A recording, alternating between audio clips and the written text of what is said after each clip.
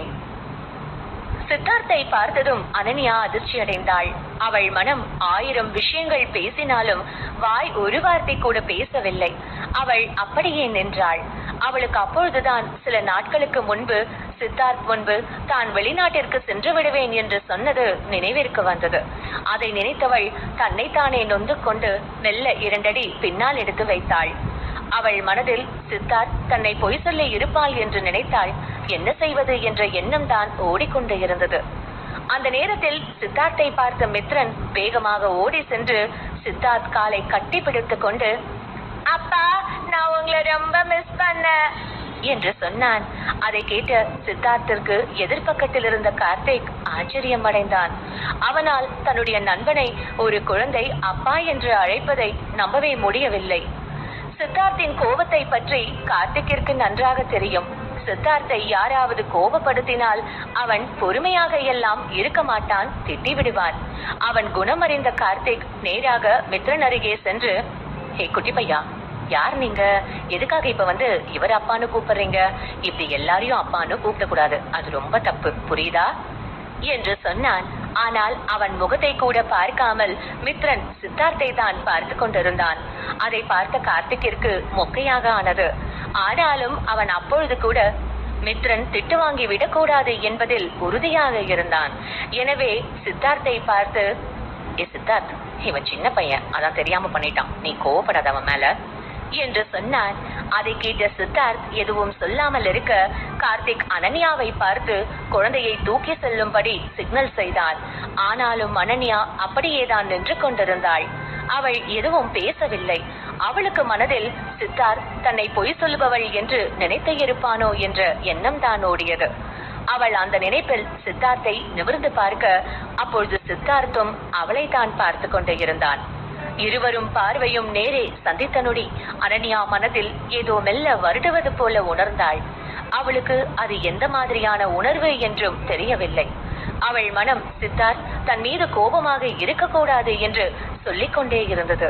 ஆனால் அவளுக்கே தான் ஏன் அப்படி நினைக்கிறோம் என்று சொல்ல தெரியவில்லை. ஒரு நொடி தன்னுடைய மனதில் ஓடும் எண்ணத்தை எல்லாம் மூட்டை கட்டி வைத்தவள் நேராக சித்தார்த் அருகில் சென்று மித்ரனை தூக்க போனாள். ஆனால் அவள் குழந்தையை தூக்குவதற்கு முன்பாகவே சித்தார்த் மித்ரனை தூக்கி மடியில் வைத்துக் கொண்டான்.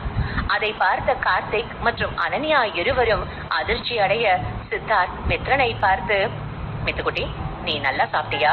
இல்ல உனக்கு இன்னும் பசிக்குதா என்று கேட்டான். நான் ஒழுங்காவே சாப்பிடலப்பா, எனக்கு பசிக்குது என்று தன்னுடைய வயிற்றை காண்பித்து சொன்னான் மித்திரன். அவன் அப்படி சொன்னதும் டேபிளில் இருந்த உணவை எல்லாம் அவனுக்கு நெருக்கமாக வைத்தவன், நீ எதுக்கு தேவையில்லாம பட்னி இருக்க? உனக்கு எவ்வளவு வேணுமோ நீ அவ்வளவு சாப்பிடு என்று சொன்னான். அதை கேட்டதும் மித்ரன் சந்தோஷம் அடைந்தான்.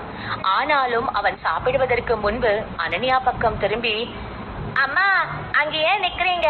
இங்க வாங்க, நம்ம சாப்பிடலாம் என்று சொன்னான். அதை கேட்ட அனன்யா மறுத்து பேசாமல் வந்து அமர்ந்தாள். ஆனால் அவள் எதையும் எடுத்து சாப்பிடவில்லை.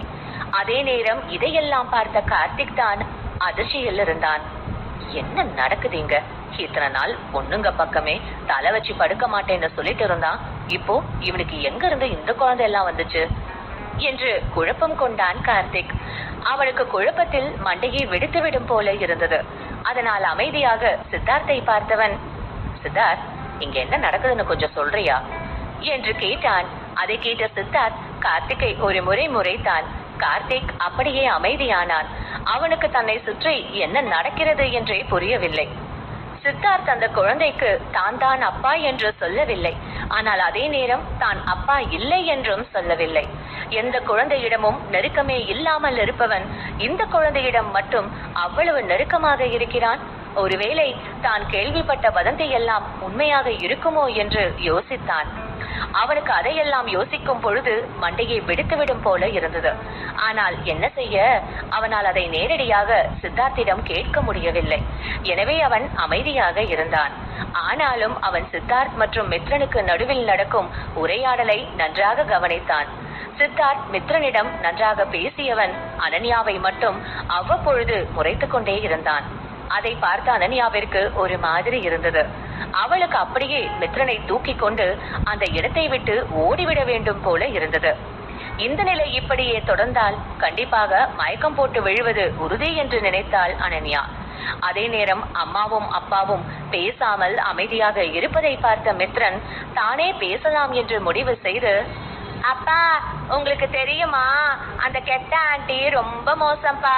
அவங்க அம்மாவை ரொம்ப கஷ்டப்படுத்தினாங்க. அன்னைக்கு ஏர்போர்ட்ல கூட அவங்க அம்மாவை ரொம்ப தொந்தரவு பண்ணாங்க. ஆனா என்னால எதுவும் பண்ண முடியல. நான் தான் குட்டி பையனா இருக்கேன்ல, அதான் என்று மித்ரன் அழ ஆரம்பிக்க அவன் அழுவதை தாங்கிக் கொள்ள முடியாத சித்தார்த், மித்துக்குட்டி, நீ எனக்கு அந்த கெட்ட ஆண்டி அம்மாவை எப்படியெல்லாம் டிஸ்டர்ப் பண்ணாங்கன்னு சொல்றியா என்று கேட்டான். அவன் அப்படி கேட்டவுடன் மித்ரன் அழுவதை நிறுத்திவிட்டு தன்னுடைய அப்பா கேட்டதை சொல்ல ஆரம்பித்தான். அப்பா, அந்த கெட்ட ஆண்டி எங்களை இங்கிருந்து போகவே விடல. அவங்க அன்னைக்கு ஏர்போர்ட்டுக்கு வந்து நாங்க ஃபாரின் போகாம ஸ்டாப் பண்ணிட்டாங்க. அப்புறம் அம்மா நிறைய ஜாப் தேடி எதுவுமே செட் ஆகல. இப்போ நாங்க இங்க ஜாலியா சாப்பிட வந்தோம். அவங்க இப்பவும் எங்களை கஷ்டப்படுத்திட்டாங்க என்று சொன்னான். அதை கேட்ட சித்தார்த்திற்கு அஞ்சலியால் தான் அனன்யா வெளிநாட்டிற்கு செல்லவில்லை என்பது புரிந்தது. அவள் அமைதியாக இருக்க இப்பொழுது சித்தார்த்திற்கு அவள் மீது இருந்த கோபம் இல்லாமல் போயிருந்தது. அவன் அவளை அமைதியாக பார்த்து, என்ன அமைதியா உட்கார்ந்துட்டு இருக்க, நீயும் தானே ஒழுங்கா சாப்பிடல, சாப்பிடு என்று சொன்னான். அதை கேட்டு அனன்யா, இல்ல எனக்கு பெருசா பசிக்கல, பிளீஸ் நீங்க சாப்பிடுங்க என்று சொன்னாள். அதை கேட்ட சித்தார்த் வெயிட்டரை அழைத்து அனன்யா முன்பு சாப்பிட என்ன எல்லாம் ஆர்டர் செய்தாலோ அதையெல்லாம் ஆர்டர் செய்தான். இவர்கள் ஏற்கனவே தெரிந்தவர்கள் போல நடந்து கொள்வதை பார்த்த கார்த்திக் ஆச்சரியம் அடைந்தான். அவனால் ஒரு கட்டத்திற்கு மேல் ஆர்வத்தை அடக்க முடியவில்லை. சித்தார்த்தே ஒரு பெண்ணிற்காக உணவை ஆர்டர் செய்கிறான் என்றால் நிச்சயம் அந்த பெண் அவனுக்கு யாரோ ஒருத்தியாக இருக்க முடியாது என்ற உண்மையை உணர்ந்தவன் சித்தார்த்தை பார்த்து, ஏ சித்தார்த், உனக்கு கல்யாணம் ஆயிடுச்சா? சொல்லவே இல்ல. அண்ணியை எனக்கு இன்ட்ரோ கொடுக்கவே மாட்டியா என்று சொன்னவன் அனன்யாவை பார்த்து, ஹாய் அண்ணி என்று சொன்னான். அதை கேட்டு அனன்யா, ஐயோ நீங்க தப்பா புரிஞ்சுட்டு இருக்கீங்க, நான் உங்களுக்கு அண்ணி எல்லாம் இல்ல, நீங்க எனக்கு ஹெல்ப் பண்ணீங்க, சோ நான் உங்களுக்கு தேங்க்ஸ் சொல்லலாம்னு வந்தேன், அவ்வளவுதான் என்று சொன்னாள். ஓ அப்படியா, சரி விடுங்க, இந்த மாதிரி சின்ன சின்ன ஹெல்ப் பண்றதெல்லாம் எனக்கு ஒரு மேட்டரே இல்ல என்று சொன்னான். அவர்கள் இருவரும் இப்படியே பேச கார்த்திக் மட்டும் சித்தார்த் ஏதாவது சொல்வானா என்று எதிர்பார்த்து கொண்டிருந்தான். சித்தார்த் கொஞ்ச நேரம் எதுவும் பேசாமல் தான் இருந்தான். ஆனால் நேரம் செல்ல செல்ல அனன்யாவும் கார்த்திக்கும் பேசிக்கொண்டே செல்ல கடுப்பான சித்தார்த், டேய் நீங்க சாப்பிடதானே வந்த, முதல்ல அதை பண்ணு, நீ எதுக்கு தேவையில்லாததெல்லாம் பேசிட்டு இருக்க, ஏன் உனக்கு இந்த சாப்பாடு பிடிக்கலையா என்று கேட்டான். இந்த ரெஸ்டாரண்ட் சித்தார்த்தின் பிசினஸில் ஒரு பகுதிதான். இங்கே உள்ள சாப்பாடு நன்றாக இல்லை என்று சொல்ல யாருக்கு தைரியம் வரும்? கார்த்திக் அமைதியாக இருக்க அங்கே சூழ்நிலை மிகவும் தர்ம சங்கடமாக மாறத் தொடங்கியது. அப்பொழுது சரியாக சித்தார்த் அனன்யாவிற்காக ஆர்டர் செய்த உணவு எல்லாம் வர அதை குனிந்த தலை நிமிராமல் சாப்பிட்டாள் அனன்யா. கொஞ்ச நேரத்திற்கு பிறகு அங்கு யாருமே பேசவில்லை. அனன்யா சாப்பிட்டு முடித்தவள் மித்ரனை இழுத்து கொண்டு செல்ல போக மித்ரனோ சித்தார்த்தின் கையை பிடித்து கொண்டு, அப்பா நான் உங்களை விட்டு போக மாட்டேன், பிளீஸ் நீங்க அம்மா கிட்ட சொல்லுங்க, நான் உங்க கூடவே இருக்கேன் என்று சொன்னான். அதை கேட்ட சித்தார்த் எதுவும் சொல்லாமல் இருக்க அனன்யா மித்ரனை பார்த்து, மித்து நீ ஏன் இவ்வளவு அடம் பிடிக்கிற, நம்ம வீட்டுக்கு போலாம் வா என்று சொன்னாள்.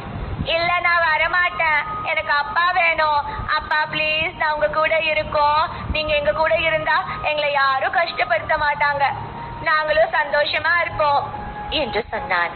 அவன் இப்படி சொன்னதும் சித்தார்த் மனம் சற்று சலனப்பட்டது. எனவே அவன் அனன்யாவை பார்த்து, உன் வீட்டு அட்ரஸ் என்னன்னு சொல்லு, நான் உன்னை டிராப் பண்றேன் என்று சொன்னான். அதை கேட்ட அனன்யா வேறு வழியே இல்லாமல் தன்னுடைய அட்ரஸை சொன்னாள். கொஞ்ச நேரத்தில் மூவரும் அனன்யா வீட்டை நோக்கி சென்றார்கள். கார்த்திக் காரை ஓட்டினான். மித்ரன் மிகவும் ஆர்வமாக காரை பார்த்து கொண்டு அங்கும் இங்கும் குதித்தபடி இருந்தான். அனன்யா அதை எதையும் கண்டுகொள்ளாமல் வெளியே வேடிக்கை பார்த்து கொண்டே இருந்தாள். சித்தார்த் அமைதியாக ஓரக்கண்ணால் அவளை பார்த்து கொண்டே இருந்தான். இதை காரை ஓட்டிக்கொண்டு இருந்த கார்த்திக்கும் கவனித்தான். அவனுக்கே சித்தார்த்தின் இந்த செயல் ஆச்சரியமாகத்தான் இருந்தது. ஆனாலும் அவன் ஒன்றும் பேசாமல் அமைதியாக வந்தான். கொஞ்ச நேரத்தில் அனன்யாவின் வீட்டிற்கு வந்து சேர்ந்தார்கள். அனன்யாவிற்கு அப்பொழுதுதான் உயிரே வந்தது. அவள் கார்த்திக் மற்றும் சித்தார்த்திற்கு நன்றி சொல்லிவிட்டு மித்ரனை தூக்க செல்ல அவனோ சித்தார்த்தை பார்த்து, அப்பா, அப்போ நீங்க எங்க கூட வரலையா என்று கேட்டான். அதை பார்த்த அனன்யாவிற்கு ஆச்சரியமாக இருந்தது. மித்ரன் இது போல சொல் பேச்சு கேட்காமல் நடக்கும் பையன் அல்ல. அவன் மிகவும் பொறுப்பான பையன். ஆனால் சித்தார்த் விஷயத்தில் மட்டும் இவ்வளவு அடம் பிடிக்கிறான். ஓரளவுக்கு அனன்யாவும் அமைதியாக இருந்தாள். ஆனால் அவளுக்கே இப்பொழுது சித்தார்த்தை அதிகம் தொந்தரவு செய்வது போல இருந்தது. எனவே அவள் மித்ரனை பார்த்து, மித்து, உனக்கு இப்ப என்ன ஆச்சு? எதுக்காக நீ இவ்வளவு அடம் பிடிக்கிற? நீ இன்னைக்கு எல்லாரையும் ரொம்ப தொந்தரவு பண்ற, ஒழுங்கா வா என்று சொன்னாள். அவள் அப்படி சொன்னதும் சித்தார்த்தின் கையை விட்டவன் அவள் அருகில் வந்தான்.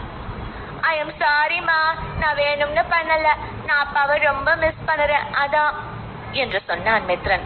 கண்களில் இருந்து கண்ணீர் வந்தது. அவன் அழுவதை பார்த்த சித்தார்த்திற்கு அவனை தூக்கி கொண்டு சென்று வீட்டில் விட வேண்டும் போலதான் இருந்தது. ஆனால் அவன் அமைதியாக இருந்தான். அதே நேரம் கார்த்திக் இவ்வளவு கியூட்டாக அழும் மித்ரனை பார்த்து பாவப்பட்டவன், என்னப்பா பாவம் அந்த சின்ன பையன், அவனை எதுக்கு எல்லாம் அழ வைக்கிறீங்க? சித்தார்த், நீ தான் அவனை மேல கொண்டு போய் விட என்று சொன்னான்.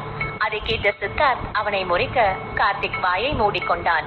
அவனுக்கு தன்னுடைய நண்பனின் கோபத்தை பற்றி நன்றாக தெரியும் என்பதால் அவன் எதையும் பேசி வாங்கி கட்டிக் கொள்ள விரும்பவில்லை. அதே நேரம் அனன்யா அவர்கள் இருவரையும் பார்த்தவள், சார், நீங்க இன்னைக்கு எங்களுக்கு நிறைய ஹெல்ப் பண்ணிட்டீங்க, சோ இதுக்கு மேல நீங்க எதுவும் ஹெல்ப் பண்ண வேண்டாம், நீங்க போகலாம் என்று சொன்னாள். அதை கேட்ட சித்தார்த் எதுவும் சொல்லாமல் இருக்க அனன்யா மித்ரனை பார்த்தவள், மித்துக்குட்டி, நீ அந்த 2 அங்கிளுக்கும் பாய் சொல்லு, நாம இப்ப போலாம் என்று சொன்னாள். அதை கேட்ட மித்ரன் கவலை அடைந்தான். அது அவன் முகத்திலேயே தெரிந்தது. ஆனாலும் அவனால் தன்னுடைய அம்மாவை எதிர்த்து பேச முடியவில்லை. முகத்தை சோகமாக வைத்து இருந்தவன் சித்தார்த்தை பார்த்து, அப்பா, அப்போ நீங்க எங்களை அடிக்கடி பார்க்க வருவீங்களா என்று கேட்டான். அவன் மிகுந்த நம்பிக்கையுடன் கேட்கும் போது அவனை ஏமாற்ற மனமில்லாத சித்தார்த் வருவேன் என்பது போல தலையசைத்தான். அதை கேட்டு மகிழ்ச்சியடைந்த மித்ரன் அனன்யாவுடன் சந்தோஷமாக வீட்டை நோக்கி சென்றான். காரில் ஏறிய சித்தார்த் அனன்யா மற்றும் மித்ரனை பார்த்தபடி வந்தான். அவன் பார்வை அவர்கள் இருவரையும் விட்டு நகரவே இல்லை. அதே நேரம் கார்த்திக்கிற்கு அந்த சிறுவன் தான் சித்தார்த்தை தவறாக அப்பா என்று புரிந்து கொண்டுள்ளான் என்று புரிந்தது.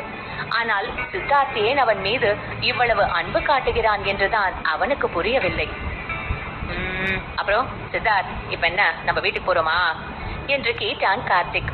ஆமா என்று சொன்னான் சித்தார்த். அதை கேட்ட கார்த்திக் அமைதியாக காரை வீட்டிற்கு விட்டான். அதே நேரம் இங்கே வீட்டை நோக்கி வந்த அனன்யா மித்ரனிடம் பேசி எதிர்காலத்தில் சித்தார்த்தை அப்பா என்று அழைக்க கூடாது என்று சொல்ல நினைத்தாள்.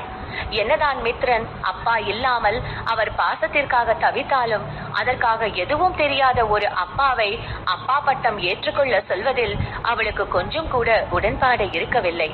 அவள் அதை பற்றி நினைத்து கொண்டே இருக்க அப்பொழுதுதான் வீட்டு வாசலில் அவளுக்கு அறிமுகமான முகம், அதுவும் பிடிக்காத முகம் இருப்பதை பார்த்தாள்.